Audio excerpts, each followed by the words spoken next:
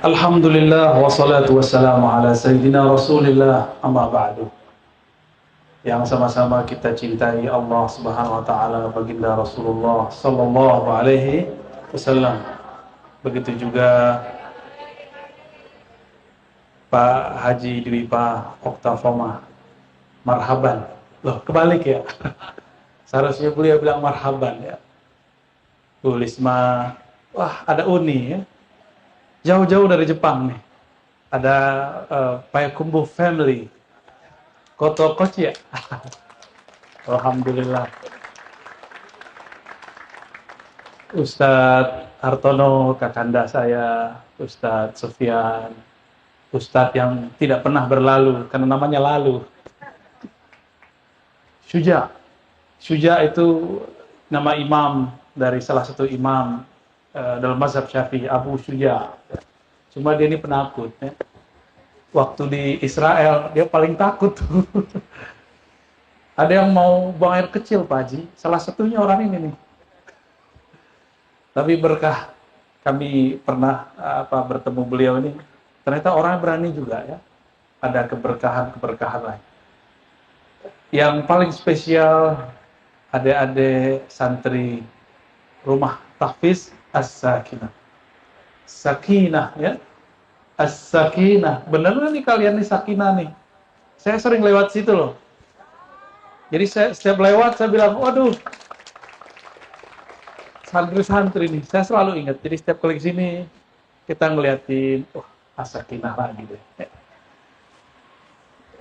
Anggap saja saya pulang kampung ya. Jadi ketika saya ditanya di Riau, Ustadz ini anti rumah tahfiz ya? Bukan, saya ini Ustadz di rumah tahfiz. Maksudnya rumah tahfiz As-Sakinah. Jadi nama saya jangan dihapus Bu ya. Harus tetap ada di sini. Jangan-jangan nama Ani udah nggak ada nih Ustadz Ali. Ya. Walaupun datangnya sekali seabad.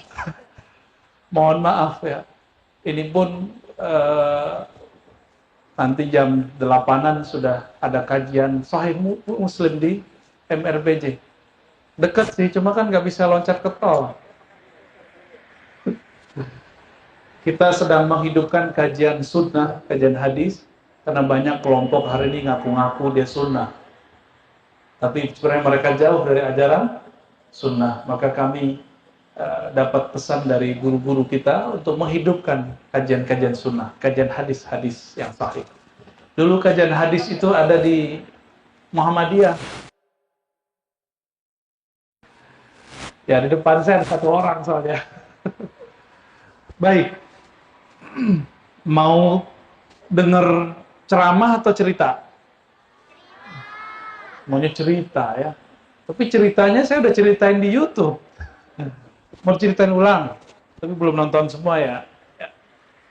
Baik, sebelumnya mari kita baca Al-Fatihah untuk semua yang berjasa di rumah tahfiz As-Sakinah. Semua orang yang berbaik sini, yang mengajar di sini, semua orang yang memperhatikan tempat ini. Semoga mereka dalam ridha Allah SWT. Al-Fatihah.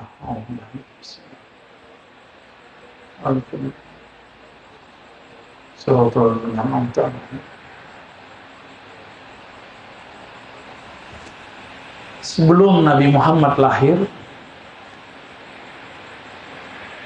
yaitu zaman Nabi Musa. Nabi siapa?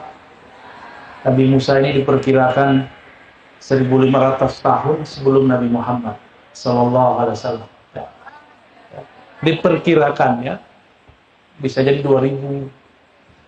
Nabi Musa, namanya Musa bin Imran, ini kemudian masuk ke daftar sejarah penting dalam Al-Quran.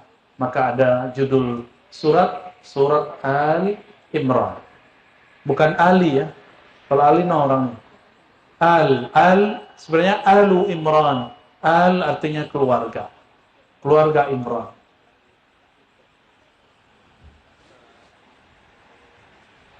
Tapi sebelum mereka itu, ke atasnya ada silsilah ke Nabi Musa, ke Nabi Harun. Sebelum Imran itu. Ya, berarti ada 2 Imran. Tapi ternyata bukan begitu. Orang Arab itu biasa memangkas nama kakek. Jadi sebenarnya Maryam bin pangkas. Ya, ini keluarga Imran. Nabi Musa diizinkan oleh Allah berbicara, berkalam-kalam, ngobrol-ngobrol dengannya. Kita kalau bisa ngobrol dengan seseorang, berarti orangnya spesial, nggak? Orangnya spesial, orang. Atau kita kenal seseorang yang bisa menghantarkan kita ketemu dia. Bisa nggak ngobrol dengan seorang pejabat kalau nggak punya orang dalam? Kan nggak bisa. Orang nggak bisa ngobrol sama Pak Direktur kalau nggak ada teman Pak Direktur yang mendekatkan kita. Sedangkan Nabi Musa, Allah Subhanahu wa taala angkat menjadi seorang nabi. Nabiullah Musa diperjalankan oleh Allah ke masa depan. Jadi beliau ini 1500 tahunan sebelum Nabi Muhammad, tapi karena Allah itu maha menciptakan waktu dan mengatur waktu, Allah taruhlah ruh beliau maju beberapa ribu tahun. Jadi mesin waktu itu adalah Allah itu sendiri. Ya. Dan orang sekarang buat mesin waktu nggak akan bisa kalau tidak bertemu Allah. Saya diizinkan Allah diperjalankan beberapa kali ke masa depan, tapi lewat mimpi, ya, atau lewat zikir.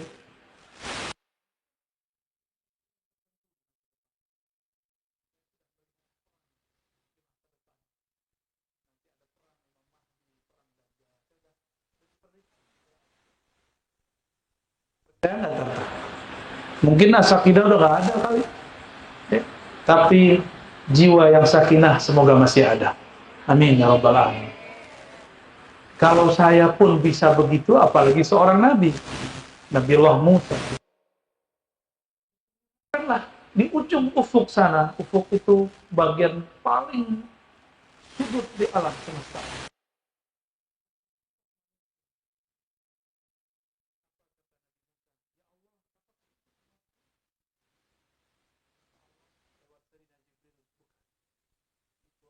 Umat Muhammad Sallallahu Alaihi Wasallam. Itu yang dilihat Nabi Musa, kita lagi duduk-duduk begini. Jadi beliau sudah lihat, kita memperingati beliau, kita mengenang beliau.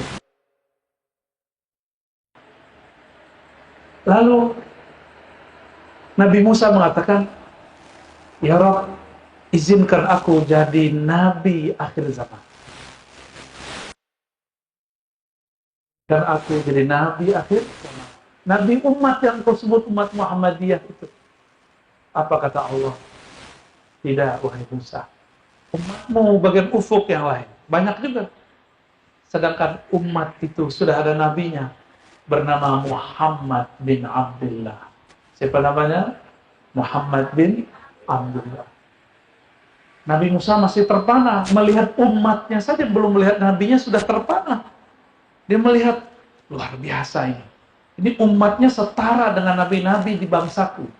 Bangsa Israel. Lalu baginda Nabi Musa mengatakan, Ya Allah, jika demikian umat Muhammad, aku tidak diperkenankan jadi nabi umat Muhammad. Salah satu dari umat Muhammad Sallallahu Alaihi Wasallam. Hadis ini sahih. Dulu berdoa nggak pengen jadi umat Nabi Muhammad? Nggak tahu kan? Nabi Musa berdoa semoga dijadikan umat Nabi Muhammad. Baru kena corona 2 tahun udah ngeluh-ngeluh. Padahal Nabi Musa menginginkan dia adalah umat corona. Yang nanti ada virus lagi, ada cekcok politik lagi. Karena ujian seperti itu tidak ada di zaman Nabi Musa. Tapi umat Muhammad merasakannya dan mereka lolos. Di zaman Nabi Musa, ada orang dikutuk jadi kunu qiradatan khas'in. Kalau salah tolong dengerin Ustaz. Ya. Saya mau setoran hafalan, beliau udah nggak jadi-jadi. Udah keburu sok sibuk. Ya. Jadilah kamu kera yang hina. Itu ada umat. Oh, ada Bang Hijrah nih ya. Selalu hijrah, padahal diem aja. Marhaban, Bang. Lalu, kalau kita lihat ke nabi-nabi yang lain, ya, kita tinggalkan dulu Nabi Musa nih. Saya ngitung, ternyata ada berdoa pengen diangkat menjadi umat Nabi Muhammad Sallallahu Alaihi Wasallam. Itu yang baru riwayatnya ada. Tapi kalau batin saya bercerita, hampir semua nabi berdoa, ya Allah jadikan kami umat Nabi Muhammad. Tapi riwayatnya cuma ada 12. Begitu ahli hadis itu memang terbatas kepada data. Nggak ada datanya, dia nggak percaya. Dari mana kita tahu? Ketika baginda Nabi Muhammad SAW memimpin sholat di Al-Quds, semua para nabi, tidak ada satupun yang gaib, yang alfa. Semuanya ingin bermakmum, imamnya adalah baginda Nabi Muhammad Sallallahu Alaihi Wasallam. Imam Abul Hasan Asy-Syadzili. Siapa nama imamnya? Abul Hasan Asy-Syadzili. Nanti cari di Google ya. Siapa Imam Abul Hasan Asy-Syadzili ini? Beliau diperjalankan rohaninya ketemu Nabi Musa, baik dalam pengalaman mimpinya atau dalam zikirnya. Imam Abul Hasan Asy-Syadzili ini belajar kitab, namanya kitab Ihya Ulumuddin. Kitab apa namanya? Karya Imam Abu Hamid Al-Ghazali. Pernah dengar Ghazali?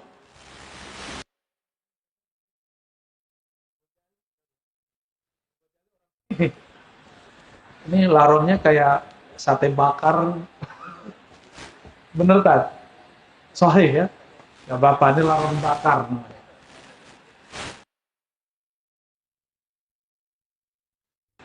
Para nabi, tidak ada satupun yang gaib. Mereka hadir semua. Abul Hasan Syadzili belum dikisahkan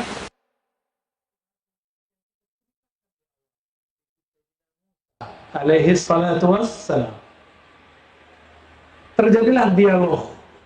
Ternyata Abul Hasan Syadzili bareng-bareng sama Imam Ghazali dalam rohani itu, di alam-alam rohani. Terjadi dialog.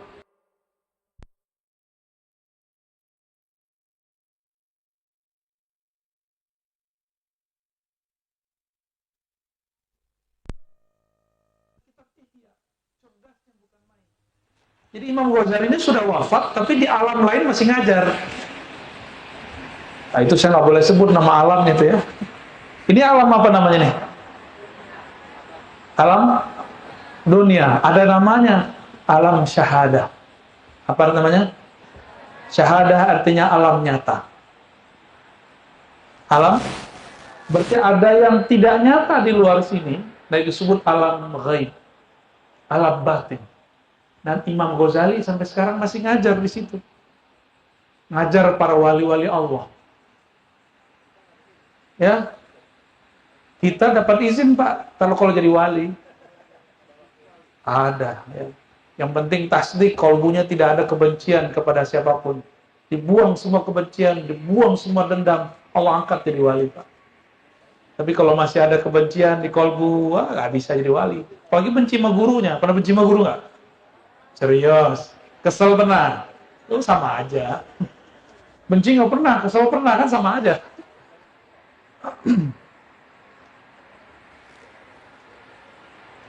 Imam Abul Hasan Syadzili mendengar dialog. Akhirnya ada yang nanya ke Nabi Musa, ada nggak umat kamu yang seperti Imam Ghazali? Bengong Nabi Musa. Jadi Nabi Musa bengong. Itu Imam Ghazali setara ilmunya seperti para nabi di zaman Bani Israel. Ternyata beliau ini dulu waktu jadi profesor di kampus, mahasiswanya sekali datang 300 orang. Itu cuma orang pinter doang. Hanya orang alim, hafiz Quran, hafiz hadis. Sekarang banyak anak-anak muda anti dengan Imam Ghazali karena dia tidak kenal siapa Imam Al-Ghazali. Jadi Nabi Musa itu ngelihat Imam Ghazali aja kaget. Kok ada umat kamu, hai Muhammad, kayak Imam Ghazali? Pada zaman itu belum ada Google loh ya. Belum ada ilmu mengetahui suatu ilmu lewat Google. Google. Maka seharusnya ilmu kita sekarang lebih banyak dari Imam Ghazali. Seharusnya. Imam Ghazali kalau mau belajar, dia pindah kota dulu, dari kota Naisapur, dari kota Tus, ya pindah ke Naisapur. Naisapur pindah ke Baghdad. Baru jadi orang alim. Kalau sekarang nggak perlu, orang tinggal buka Google, tinggal buka YouTube. Ya, ada mazhab al-Yutubiyah. Masalahnya di situ. Karena orang berguru lewat YouTube, tapi dia tidak kenal siapa yang jadi gurunya. Akhirnya terjadilah penyimpangan-penyimpangan. Ya. Suatu kali Nabi Muhammad SAW ngajak seorang sahabat jalan-jalan. Nah, ini saya ceritakan biar kalian pada senang, banyak pohon. Jadi pohon harus ditanam. Ini Bu Haji tanam pohon yang agak gedean di sini, Bu Haji. Apa namanya itu yang bisa menutup kayak payung itu? Ya itu deh. Ditanam di sini Bu Haji, berkututup. Ya. Dalam satu pohon ada beberapa malaikat dan semua malaikatnya bertasbih kepada Allah Subhanahu wa taala. Ya. Nggak percaya jangankan itu. Ini bertasbih ini. Cuma nggak kedengeran aja, kalau kedengeran kan pada kabur. Ya. Dari mana kita tahu kalau pohon-pohon bertasbih? Dari ayat Al-Qur'an, sabbaha lillahi ma fis samawati wa ma fil ardh. Bertasbih apa yang di langit, adapun yang di bumi. Itu pohon-pohon kalau dia berhenti bertasbih mati. Ada nggak pohon mati, bunga mati, Bu Haji? Itu dia malaikatnya sudah pergi. Malaikatnya sudah nggak ada. Berarti kolbu yang mati, zikirnya sudah nggak ada.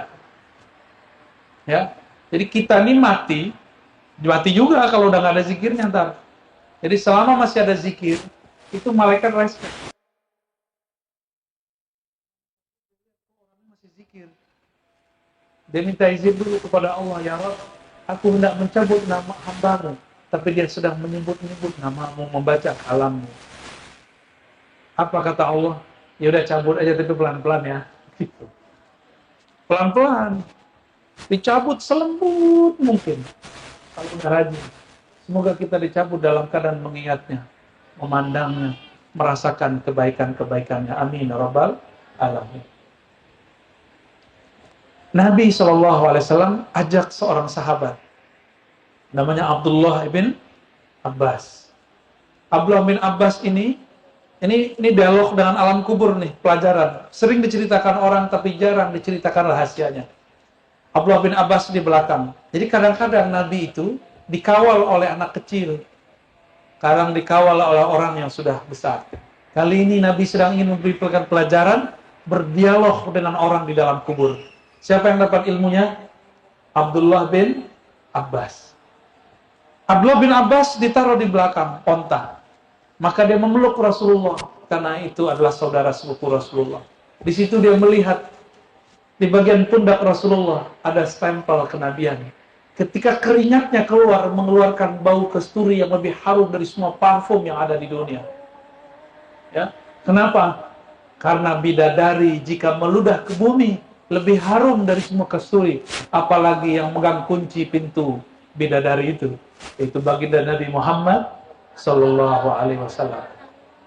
Bau mulutnya harum nggak kalau pagi-pagi? Bau ya. Itu bidadari kalau meludah harum. Ya, karena kita belum jadi bidadari, tenang ya. Bidadari hafal Quran nggak? Emang hafal Quran? Kapan dia masuk mata fisakinah? Bidadari sholat nggak? Enggak, dia nggak pernah sholat. Kita bukan bidadari, adik-adik ini yang perempuan ini bukan bidadari, tapi sholat nggak? Zakat nggak? Belum zakat ya. Puasa nggak?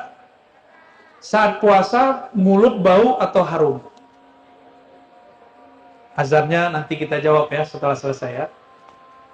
Waktu puasa, mulut bau atau harum? Harum? Bau, bener nggak? Tapi mulut bidadari dia kalah. Karena bidadari tidak pernah puasa. Jadi nanti kita bilang ngomong, kalian cantik sih cantik, tapi gak berpuasa. Gitu. Bisa begitu. Mau ngantar gitu? Ingat-ingat ya, kalau mati. Kalau ingat-ingat termasuk sorga.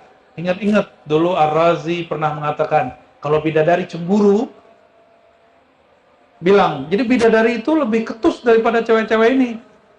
Kalian nih cewek bau. Kalian nih pernah keriput. Kalian ini, semua ada deh. Semua keburukan perempuan yang ada di dunia disebut. Melahirkan, haid, nifas, sebut semua. Ini perlu belum ngerti, Bu Haji belum pernah ngerti. Tapi yang sudah pernah melahirkan ngerti udah ya. Enak nggak melahirkan itu? Nggak enak ya. Coba tanya yang sudah haid nggak enak kan? Itu bidadari nggak pernah haid. Bidadari mohon maaf keteknya nggak bau. Gimana cara jawabnya ntar? Ada cara jawabnya. Kami wudhu.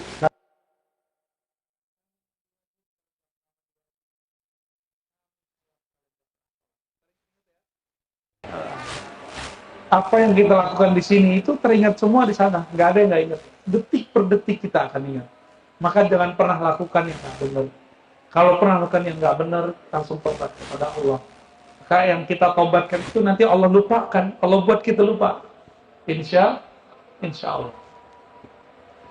Lalu dibawalah Ibnu Abbas yang mencium bau kesturi dari punggung Rasulullah SAW. Tiba-tiba ontanya berhenti. Jadi onta ini dia tidak berakal, tapi Allah izinkan mendengar suara-suara gaib. Ada yang bisa dengar suara gaib? Repot. Di sini kan dulu ada kubur-kubur, kita nggak tahu orang nanam orang dulu. Kalau telinga ini Allah izinkan mendengarkan alam kubur, kita nggak bisa tidur. Apalagi di belakang pagar rumahnya ada kuburan. Nggak bisa tidur. Jadi jangan pernah belajar ilmu-ilmu aneh. Ya, kenapa? Ntar jadi separuh-separuh, ngomong-ngomong sendiri ntar. Tiba-tiba onta, ya buruk itu artinya duduk. Duduk, lalu Nabi dapat wahyu. Apa wahyunya? Di depanmu ada 2 kuburan, satu disiksa karena buang air kecil, tidak istinja, satu tersiksa karena menggosip. Insya Allah kalau orang beriman nggak begitu ya. Lalu Nabi SAW ajak Abdullah bin Abbas. Ini Nabi ngobrol sama mereka. Nabi nanya, Bur, gitu. Manggil kubur ya. Bur, kamu kenapa disiksa? Ngomong ke Rasulullah. Wahai Rasulullah, aku disiksa karena aku buang air kecil dulu tidak istinja. Maka Nabi tahu. Nabi tanya lagi main di sampingnya, kamu kenapa disiksa? Itu tidak diceritakan dalam teks hadis, tapi dalam syarahnya ketemu. Kenapa kamu disiksa? Dia katakan, saya suka dulu menggosipkan orang. Itu Ibnu Abbas dengar. Nabi dialog sama mereka. Karena Ibnu Abbas jangankan kubur, Jibril pun dia ketemu 2 kali. Ketemu mata. Jadi Sayyidina Abdullah Ibnu Abbas pernah melihat Sayyidina Jibril berapa kali? 2 kali. Mungkin nggak malaikat ada zaman sekarang nyamar jadi orang? Mungkin. Beberapa kali ketemu Pak Haji, tapi Pak Haji nggak tahu. Nggak tahu Pak Haji, tapi udah ada yang nyalamin. Ya. Tapi itu malaikat rahmat aja ya.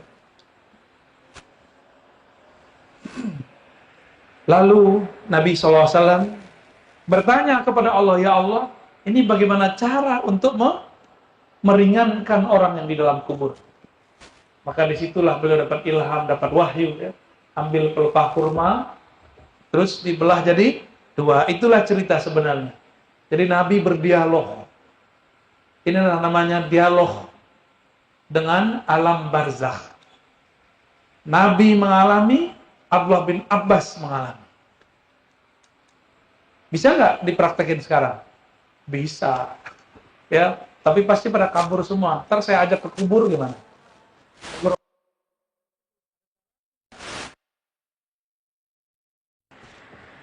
Itu dialog dengan yang di dalam kubur. dengan pohon dan batu. Satu kali Nabi mengajak Jabir sama. Jabir bin Samurah, pemuda. Sama kejadiannya. Dia peluk Rasulullah dari belakang, dia mencium keringat Nabi. Lebih harum dari semua kasturi dan parfum. Rasulullah itu kalau lewat di suatu tempat, 10 menitan, itu aroma beliau masih tersisa, tertinggal di situ. Maka negeri Madinah disebut Thayyibah atau Thayyibah. Thayyibah, tempat yang bagus. Thayyibah artinya tempat yang harum. Kenapa harum? Karena di situ ada wajah Rasulullah, ada kaki Rasulullah SAW. Imam Malik, guru Imam Syafi'i, wafat tahun 179. Beliau tidak berani menggunakan sandal dan sepatu dan selalu nyeker setiap hari. Padahal padang pasir kalau panas, itu pasirnya juga panas menyelekit. Tapi beliau tidak berani menggunakan sandal. Kenapa? Ketika ditanya oleh murid-muridnya, beliau mengatakan, bagaimana mungkin aku jalan dengan sandal-sandal para raja, sandal-sandal yang mulia menurut kalian, tapi di bawahku ada baginda Rasulullah tertanam dalam kubur. Jadi beliau ini, karena adab beliau seperti itu, setiap malam mau tidur, bangun tidur, dalam tidur, beliau seakan-akan ngobrol dengan Rasulullah. Mabittu lailan illa wa ra'aitun nabiyya sallallahu alaihi wasallam. Aku tidaklah istirahat malam hari kecuali aku melihat Nabi Muhammad sallallahu alaihi wasallam. Ada yang begitu nggak? Ada sih ustaz ngaku begitu tapi nggak ngerti benar apa enggak ya? Ada nggak ustaz yang ngaku juga begitu? Malam-malam dia ketemu Rasul, ya mungkin aja benar. Jabir diajak jalan. Nah, kalau ini udah sering saya ceritakan yang ini. Jalan di pohon, pohonnya nunduk. Pohonnya nyapa Rasulullah. Apa kata pohon? Assalamualaikum ya Rasulullah. Ayo, Bu Haji berani nggak Bu Haji datang ke rumah Tahfiz Sakinah, terus pohon-pohon menyapa, Assalamualaikum Bu Haji. Berani nggak? Pasti kabur ya. Nanti orang bilang, itu pohonnya berpenghuni. Ya iyalah ada penghuninya. Malaikat, jin ada di pohon. Semua itu diciptakan untuk kita, bukan kita takut kepada mereka. Huwallazi khalaqa lakum. Gimana ayatnya Ustaz? Ma fil ardi jami'ah. Dialah yang menciptakan semua yang di muka bumi. Selama itu ada di muka bumi untuk kita. Jadi kita nggak boleh takut sama hantu, temenan boleh. Nggak boleh segan sama malaikat, santai aja. Kan bro malak, ya, bro malaikat. Bisa disapa. Tadi waktu baca Quran tuh malaikat banyak turun. Sejauh mana suaranya menggetar, sejauh itulah malaikat kemudian berbaris-baris. Nggak lihat kan? Karena kalau lihat repot. Bisa-bisa nggak waras. Ya. Udah banyak orang nggak waras karena minta melihat alam gaib, lalu Allah tunjukkan. Oh, pada ngomong-ngomong sendiri. Ya. Jadi kalau masih takut, masih normal ya. Jadi kalau nggak takut, saya curiga. Ya. Jangan-jangan di atas normal. Jabir diajak ngeliatin pohon, ya, naik turun, masuk kampung, keluar kampung. Setiap melewati pohon, itu pohon mengucapkan salam kepada Rasulullah. Itulah rahasia kenapa kita kalau berjanji tiba ada mahalul qiyam. Lalu kita baca ya Nabi, salam alaikum. Jadi kita berdiri itu nggak bid'ah, itu dalilnya. Kenapa? Pohon yang tidak ada akalnya berdiri ketemu Rasulullah. Mereka tunduk kepada Rasulullah. Batu ketika Nabi lewat, itu semuanya yusallim alayya. Apa kata Nabi? Inilah alam. Sungguh aku benar-benar masih ingat. Hajaran bi Makkah yusallimu alayya. Aku benar-benar tahu, masih ingat. Batu di Mekah, satu bongkah. Dia mengegetkan aku waktu aku masih kecil. Mengatakan, Assalamualaikum ya Nabi Allah. Itu batu. Kolbu kita nih kadang lebih keras daripada batu. Benar ya? Udah dibaca nama Nabi, nggak sholawat juga. Allahumma sholli ala Sayyidina Muhammad. Saya kalau ceramah nggak bisa ngelucu, Pak Haji. Gitu doang. Tapi bisa bikin orang nangis, insya Allah. Ya, kalau diterusin tuh, Ustadz lalu udah mulai pegang tisu tuh. Satu Nabi Muhammad SAW masih kecil, jalan-jalan bersama saudara susunya. Namanya siapa? Gak disebutkan. Ya, hanya disebutkan Ibnun li Halimah Sa'diyah, putra dari Halimah Sa'diyah. Siapa itu Halimah Sa'diyah? Siapa? Oke. Halimah Sa'diyah disebut Sa'diyah karena berasal dari kampung Bani Sa'ad. Kampung Bani Sa'ad ini orang Arab Badui. Nabi Muhammad SAW itu jalan-jalan pakai keledai. Keledainya kecil, Nabi Muhammad masih kecil. Keledai itu lebih tinggi daripada kambing, tapi lebih rendah daripada sapi, kuda. Lucu. Ini anak berdua lucu, berdua naik keledai. Saya waktu ke Uzbek, itu melihat anak-anak naik itu. Alhamdulillah kami pernah ke Uzbek, Pak Haji. Tapi nggak bilang-bilang ke Pak Haji.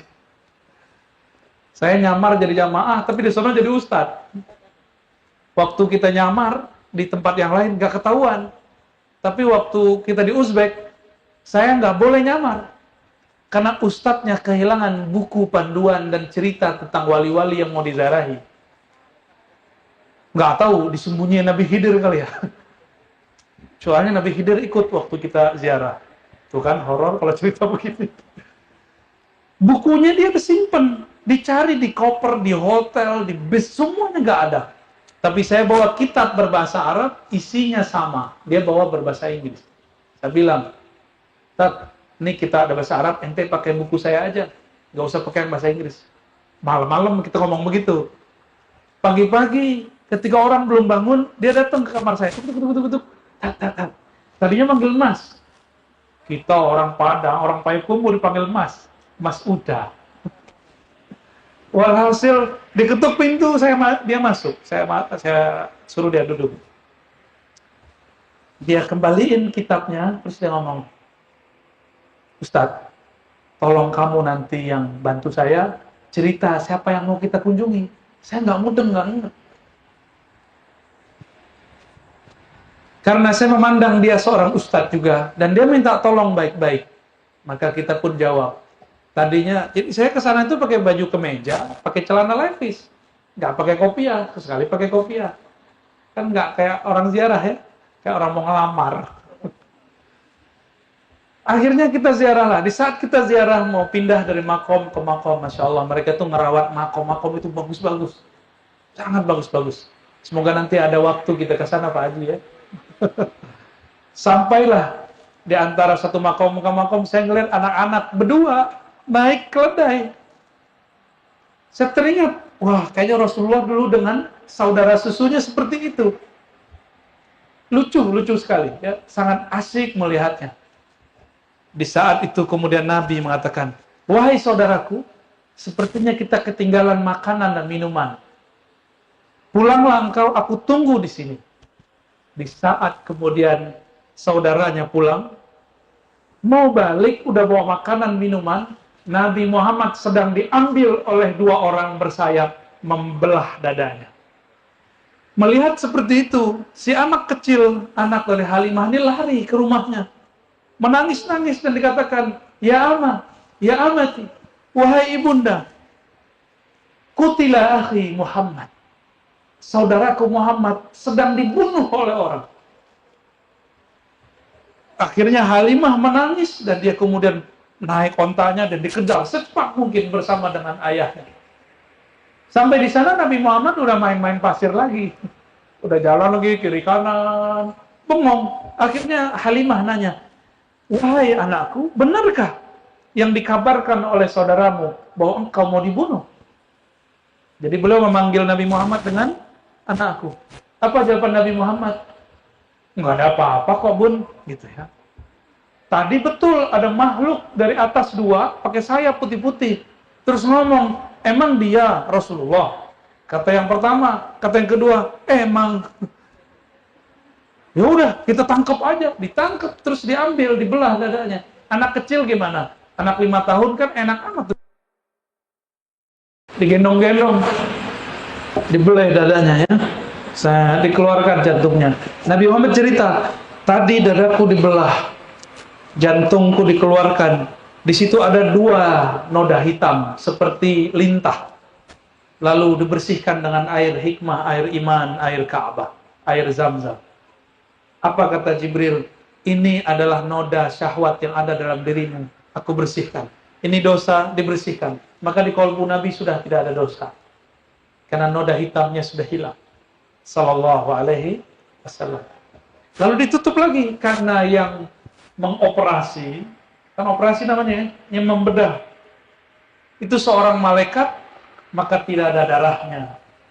Tidak ada sakitnya. Dikembalikan ke dalam, dipasang kembali, hidup lagi.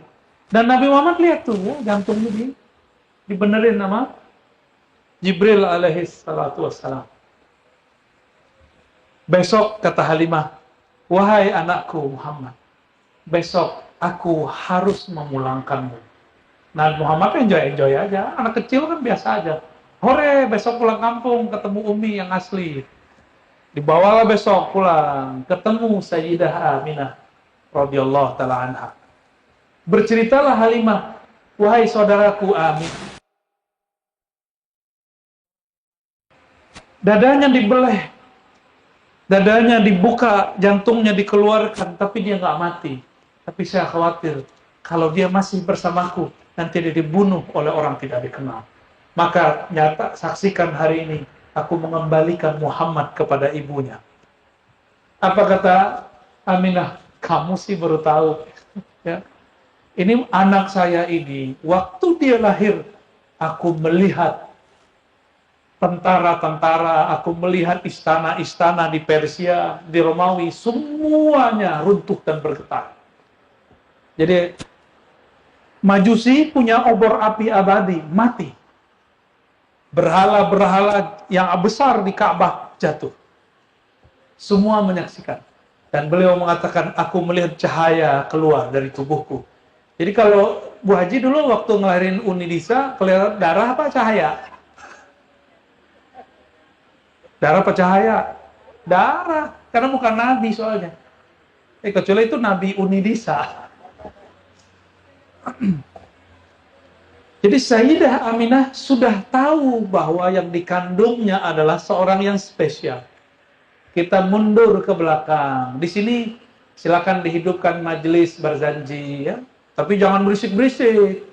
Mukulnya halus-halus. Karena kita sedang menghadirkan Rasulullah SAW dalam hati. Ya, nanti diajarin sama siapa yang bisa ngajarin memukul cara hadroh. Hadroh itu dari kata hudur, menghadirkan kolbu bersama Sayyidul Qulub, penghulu kolbu, baginda Nabi Muhammad Sallallahu Alaihi Wasallam. Itu kitab berzanji. Diceritakan dalam kitab berzanji. Itu semua dari riwayat-riwayat yang ada sebelum Nabi Muhammad lahir. Ketika Sayyidatuna Aminah hamil, malam pertama, kedua, ketiga, sampai lahir, setiap malam beliau didatangi malaikat dan nabi-nabi. Semuanya menyapa, wahai Aminah, engkau sedang mengandung Sayyidul Alamin, Sayyidul Anbiya wal Mursalin. Semesta, penghulu para nabi dan rasul. Jadi Aminah sudah tahu belum yang dikandungnya? Ya, tapi kalian hati-hati ntar ya. Di YouTube itu ada ustadz bilang orang tua Nabi masuk neraka.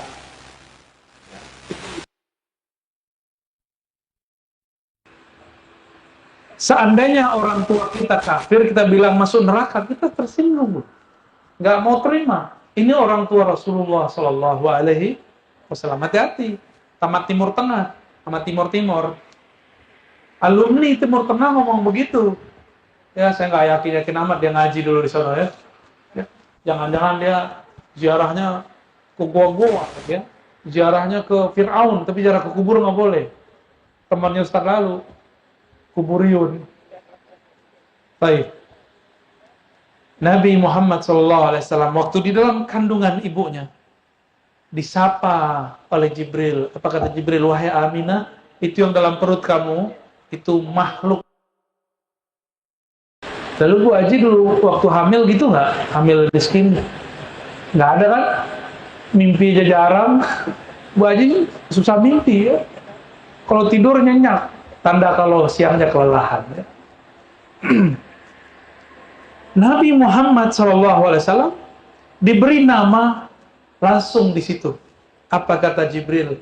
Wahai Aminah, jika anakmu lahir samihi Muhammadan, namailah dengan Muhammad. Datang lagi Nabi Adam, kata Nabi Adam, engkau sedang mengandung cucuku, wahai Aminah. Jika lahir, namakan Muhammad. Ya, datang Nabi Isa nggak ngomong begitu. Itu yang kamu kandung saudaraku, Ahmad. Ngomongnya beda, sesuai dengan surat As-Saff. Inni mubasysyirum bi rasuli ya'ti min ba'di ismuhu Ahmad. Yang akan aku kabarkan adalah kelahiran seorang nabi, namanya Ahmad. Di masa yang sama, di tempat yang jauh di Persia, ada seorang bernama Salman Al-Farisi. Siapa namanya? Anak dari kiai Majusi. Jadi orang Majusi ini nyembah api, ada kiainya juga. Anaknya bernama Salman akan diangkat menjadi kiai muda. Tapi sebelum dia diangkat, dia minta izin. Wahai ayahanda, izinkan aku piknik ke kota Damaskus. Damaskus, bahasa Arabnya Dimashq.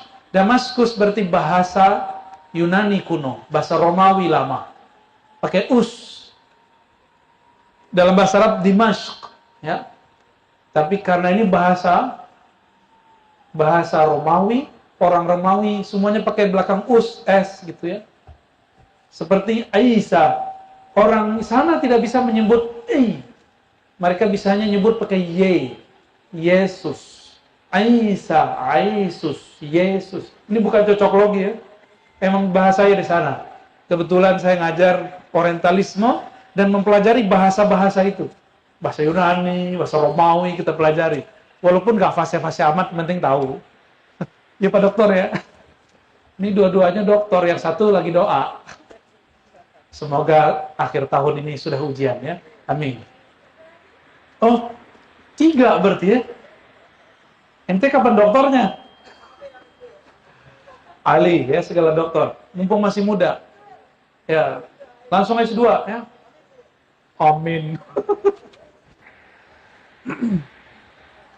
Apa kata Salman? Izinkan aku pergi ke Damaskus, kota Romawi Timur. Jadi dulu Damaskus itu ibu kota Romawi Timur. Bahasanya 4.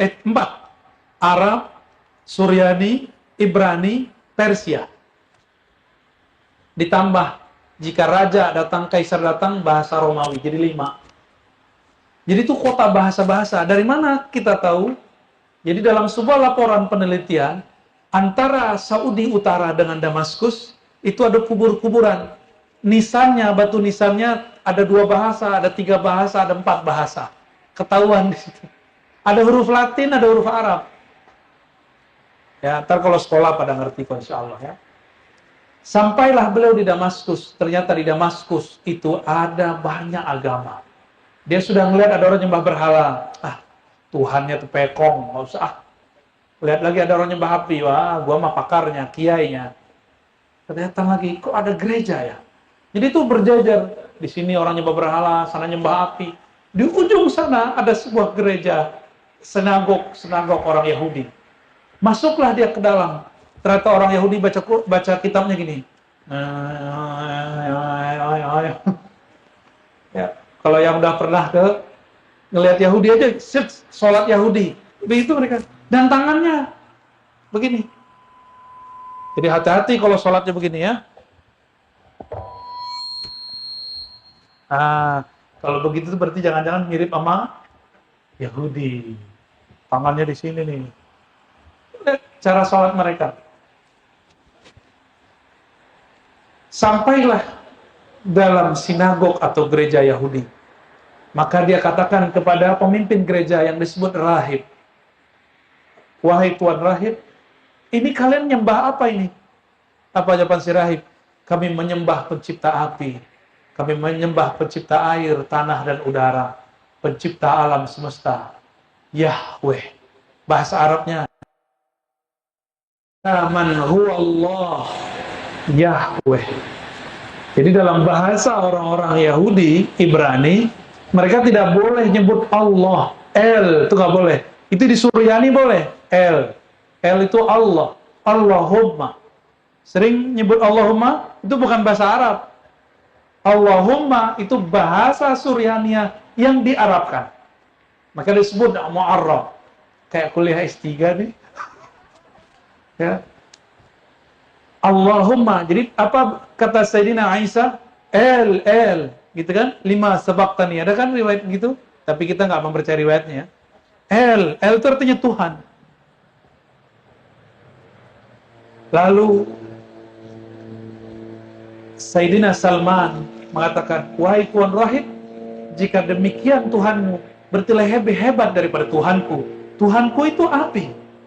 Lalu di belakang api itu ada Tuhan kebaikan, ada Tuhan keburukan. Sedangkan Tuhanmu satu. Kenapa Tuhan bisa satu? Dijawablah dengan baik oleh rahib, kata sang rahib. Jika Tuhan lebih dari satu, itu sama dengan satu kota ada 2 raja, akan terjadi pertempuran. 2019, calonnya cuma 2, benar nggak? Tengkarnya bukan main. Benar nggak? 01 sama 02 tengkar nggak kemarin? Tengkar, itu belum jadi presiden, udah tengkar. Gimana kalau ada 2 presiden? Apalagi kalau ada 2 Tuhan. Baru 2 calon udah mau pecah Indonesia. Apalagi jika ada 2 Tuhan. Maka Sayyidina Salman ditegur oleh rahib. Hai Salman, bagaimana mungkin kamu membayangkan? Ustaz Endang. Marhaban. Loncat. Ada ilmunya Ustaz, namanya ilmu loncatiyah. Torikot baru itu ya, torikot Ustaz Endang. Marhaban Ustaz ya, nostalgia. Ini kami kayak pulang kampung semua nih reuni ya, Alhamdulillah. Semoga tempat ini diberkahi, didatangi para hafiz, para ustadz, ahli fikih, ahli hadis. Ya. Ustadz Arno kan ahli hadis, harusnya ngajar hadis tuh. Ustadz Endang nih sama Ustadz Sofyan nih pada DKK nih, ya, ahlul Quran. Ustadz lalu, pakar waktu yang berlalu. Ahli Quran juga, ngajar Quran. Tapi kalau belajar sama beliau, pasti langsung bisa. Amin. Baik. Sayyidina Salman belajar bertahun-tahun di sana. Dia nggak pulang lagi. Bapaknya nyari-nyari dia nggak ketemu. Ya. Oke lagi ya. Oke. Udah ditandain bro. Apa kata rahib? Wahai Salman, aku hendak meninggal. Kamu bergurulah ke pengikut Isa. Ada seorang pastor di gereja sana. Datanglah dia ke gereja itu. Gak lama si rahib mati. Sama juga ceritanya. Sampai di gereja itu, dia belajar sekian tahun khidmat, menjadi aktivis sinagog atau kanisah gereja. Jadi santri. Ya. Setelah beberapa waktu, pendetanya mengatakan, wahai Salman, kamu murid terbaikku. Karena engkau murid terbaikku, aku berikan kamu rahasia. Sekarang sudah muncul seorang nabi di tempat yang banyak pohon kurmanya. Carilah di mana. Disebutkan semua datanya. Tapi kalau kamu ketemu nanti, kalau tidak percaya, ujilah. Nabi itu tidak pernah terima sedekah. Dia hanya terima hadiah. Pendek cerita, beliau kumpulkan uang, bertemulah dengan orang Arab. Dasar orang Arab macam-macam, ada Arab yang baik, Arab yang jahat. Dijual oleh orang Arab di tengah jalan. Tuh, gawat kan orang Arab. Dijual. Kata Salman, anterin saya ke Madinah. Siap, ente beres. Sampai di tengah jalan, dia nggak ngerti ngomong bahasa Arab. Dijual lah. Ini saya punya budak, namanya Salman dari Persia. Saya beli jauh-jauh dari Persia. Ada yang mau beli? Murah. Dibelilah sama seorang Yahudi, ketemu Yahudi lagi.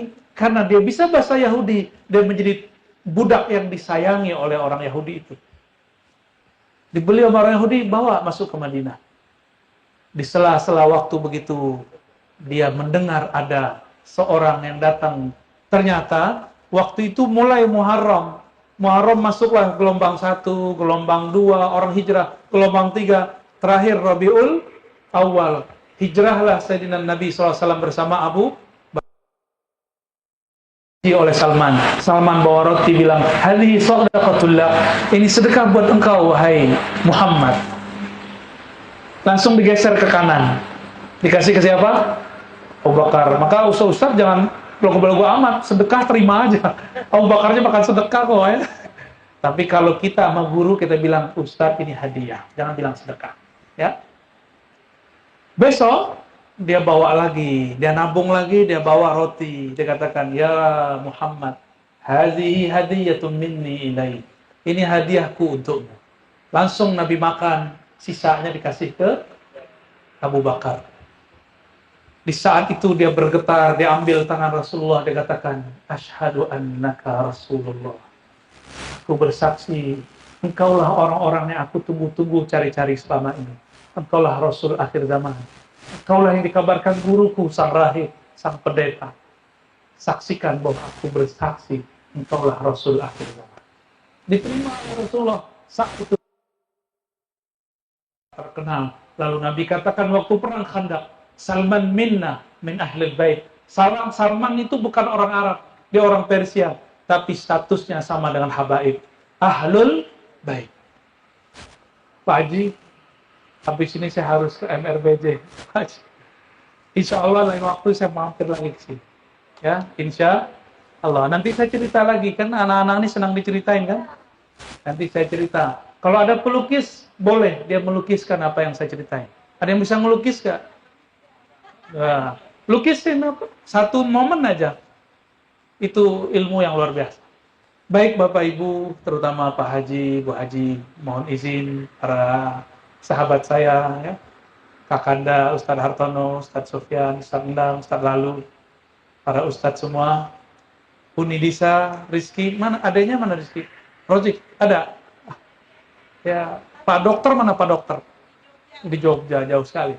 Semoga semua terutama santri-santri yang spesial, penghafal Quran, hatinya bersama ahlul Quran. Ya, buang kebencian dari kolbu, maka Al-Quran akan cepat masuk ke dalam kolbu. Semoga yang hadir diberkahi Allah. Semoga yang hadir Allah hidupkan dalam sunnah Nabi Muhammad sallallahu alaihi wasallam. Al-Fatihah.